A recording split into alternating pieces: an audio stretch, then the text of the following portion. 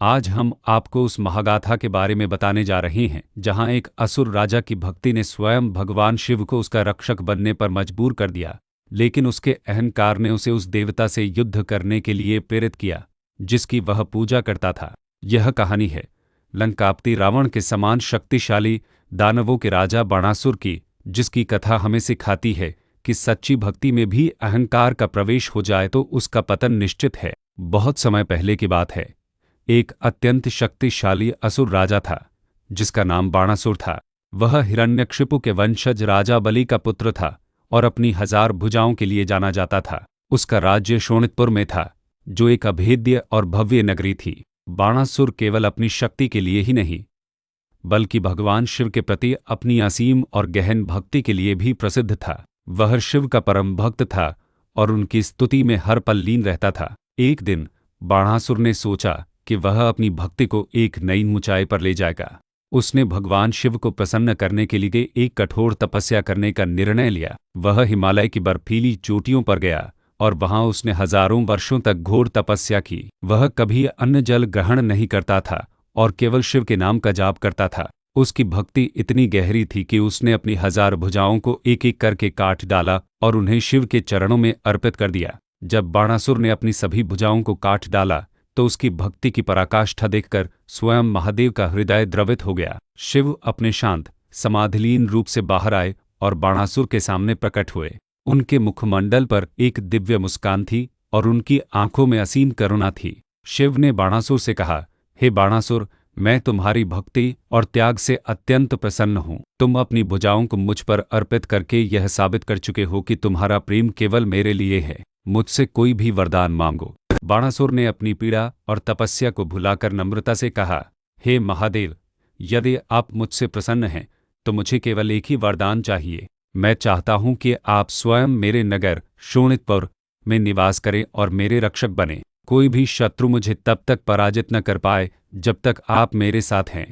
भगवान शिव ने बाणासुर की भक्ति से प्रभावित होकर उसे यह वरदान दे दिया। उन्होंने कहा, तथास्तु, आज से मैं तुम्हारे द्वार का प्रहरी हूँ। जब तक मैं यहाँ हूँ तुम्हें कोई पराजित नहीं कर सकता। शिव ने बाणासुर को उसकी कटी हुई भुजाएं भी वापस दे दी और उसे 1000 भुजाओं के साथ साथ एक विशेष प्रकार का डमरू भी दिया, जिसे बजाने पर वह शिव के गणों को बुला सकता था।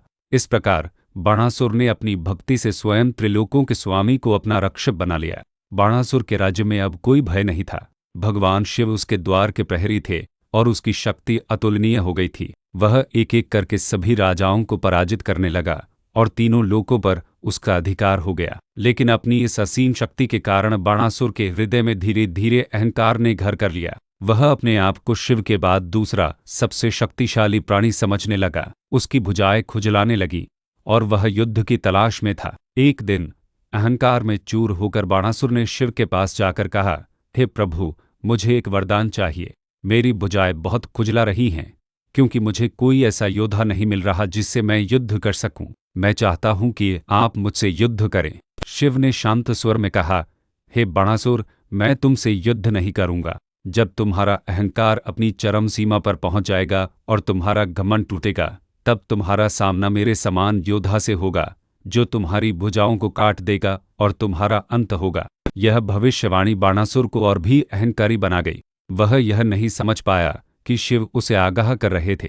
वह सोचता रहा कि शिव स्वयं उसके अहंकार को पहचान रहे हैं और उसका सामना करने से डर रहे हैं। इसी बीच बाणासुर की पुत्री उषा ने अपने महल में एक सुंदर राजकुमार का स्वप्न देखा। वह उस राजकुमार पर मोहित हो गई और उसकी सखी चित्रलेखा से अपने स्वप्न के बारे में बताया। चित्रलेखा एक दिव्य चित्रकार थी और वह अपने मन की शक्ति से किसी भी व्यक्ति का चित्र बना सकती थी। उसने कई देवताओं और राजकुमारों के चित्र बनाए। जब उसने भगवान कृष्ण के पौत्र अनिरुद्ध का चित्र बनाया तो उषा ने पहचान लिया कि वही उसका स्वप्न का राजकुमार है। चित्रलेखा ने अपनी योग शक्ति से अनिरुद्ध को द्वारका से उठा लिया और उसे उषा के महल में ले आई। उषा और अनिरुद्ध एक दूसरे से प्यार करने लगे, लेकिन जब बाणासुर को यह पता चला तो उसका क्रोध आग बूला हो गया। उसने अनिरुद्ध को पकड़कर कैद कर लिया। अनिरुद्ध को कैद करने के बाद बाणासुर ने घोषणा की कि वह अपनी बेटी उषा का विवाह किसी भी मनुष्य से नहीं होने देगा। जब द्वारका में अनिरुद्ध के गायब होने की खबर पहुंची तो कृष्ण, बलराम और सभी यादव क्रोधित हो गए। वे तुरंत शोणितपुर की ओर चल पड़े। कृष्ण ने बाणासुर के राज्य को चारों तरफ से घेर लिया और उसे युद्ध के लिए ललकारा। बाणासुर ने अपनी 1000 भुजाओं और शिव के दिए हुए डमरू का उपयोग करके एक विशाल सेना तैयार की। अब युद्ध का समय आ गया था। एक तरफ कृष्ण, बलराम और यादवों की विशाल सेना थी, तो दूसरी तरफ बाणासुर और उसके गण। यह युद्ध कोई साधारण युद्ध नहीं था, यह दो शक्तियों के बीच का महायुद्ध था। बाणासुर ने अपने सभी अस्त्र शस्त्रों का प्रयोग किया, लेकिन कृष्ण के सुदर्शन चक्र और दिव्यास्त्रों के सामने वे सब विफल हो गए। जब बाणासुर ने देखा कि वह हार रहा है, तो उसने अंतिम उपाय के रूप में शिव के डमरू को बजाया।